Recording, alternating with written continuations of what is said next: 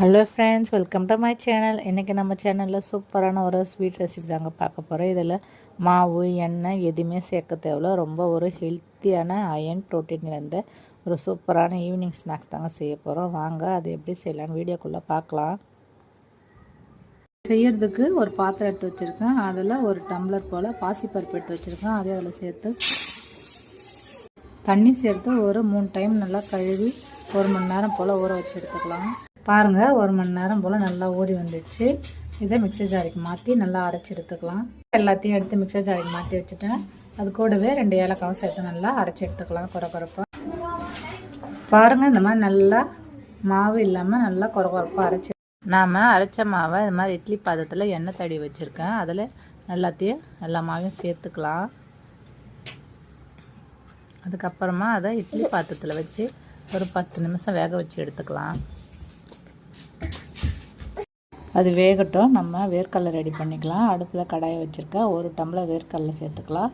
அதை நல்லா பொன்னிறமாக வறுத்து எடுத்துக்கலாம். இந்த மாதிரி நல்லா வறுத்து எடுத்துக்கலாம்.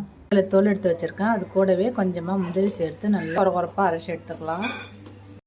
பாருங்கள், 10 நிமிஷம் போல் வேக வச்சு எடுத்துருக்கேன். நல்லா வந்துடுச்சு. இந்த மாதிரி ஒரு கரண்டி வச்சு எடுத்து விட்டு வச்சுக்கோங்க. சின்ன சின்ன பீஸாக கட் பண்ணி சேர்த்துக்கலாம்.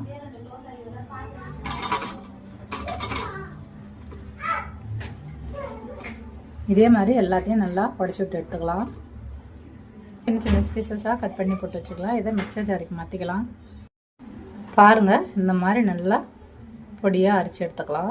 அடுப்பில் கடாயை வச்சுருக்கேன். அதில் 1 கப் நாட்டு சக்கரை நல்லா கரைஞ்சி வரட்டும்.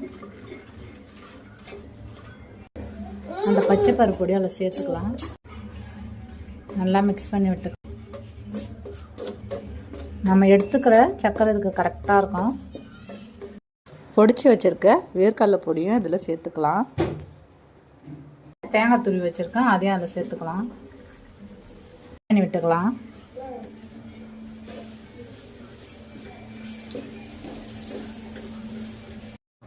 ரெடி ஆகிடுச்சு. இப்போ ஒரு 10 நிமிஷம் போல் ஆற வச்சு எடுத்துக்கலாம். அதுக்கப்புறம் நம்ம தேவையான ஷேப்பில் உருண்டை பிடிச்சி எடுத்துக்கலாம்.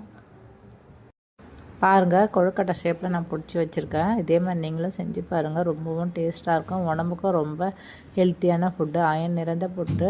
நீங்களும் செஞ்சு பாருங்கள். ரொம்ப சூப்பராக இருக்கும். தேங்க்ஸ் ஃபார் வாட்சிங் ஃப்ரெண்ட்ஸ்.